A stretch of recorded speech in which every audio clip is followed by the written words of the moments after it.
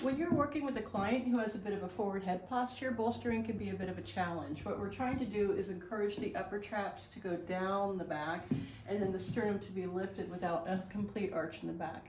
So now I'm going to take you to the table and show you how I accomplish this.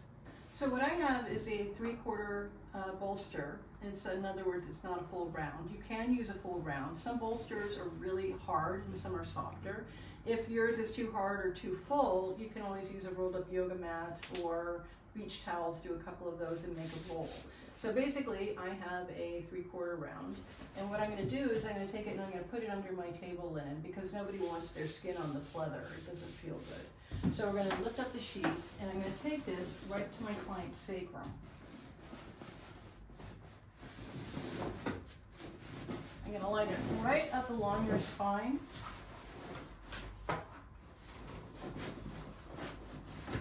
And I'm going to get it down there, it's kind of compress the end so my client can now slowly lengthen your spine and lie down. Slowly come down. And this should feel really quite nice for your clients. If the person is a lot taller, you can add in a pillow.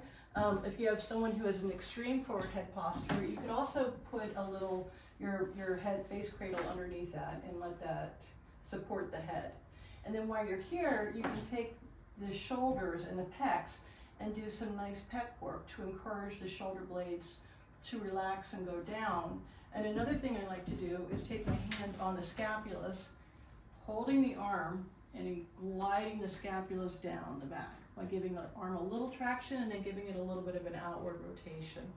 And now if you can see how different the shoulders are. See now how the shoulder blade is down the back, and it gives me much more space up here to work with. Also, it allows the pecs to open up. So I'm going to show that technique on this side. So I'm taking the arm, just giving it a little support, taking my hand underneath the scapula, dragging the scapula down the back while externally rotating the arm. And you can see how that opens up the pec major really nicely and gets this chest area. That can be particularly good post-COVID or if someone has had a cough or lung issues to help the expansion of the pec major. So I can work on getting the pecs to release and going down towards the table and trying to get them to soften. And then at this point in the session, I would go and work on the lower body. I could work on the feet or the legs and just allow this bolster to be in place so they can be in this position for a while. And once I've worked on their lower body and they've been in this position for a good 5 or 10 minutes, depending if they're comfortable in it, most people are, then I can come and I can take away the head cradle. And then I'll instruct my client not to sit up, but just to give me a slight arch in their back so I can pull the bolster out. And the nice thing about this is once they lay flat, they can really feel an opening of their muscles in their chest. You feel that way? Mm-hmm. There you go. And they can breathe, and I encourage my clients to take deep breaths during this once we've opened up the pecs.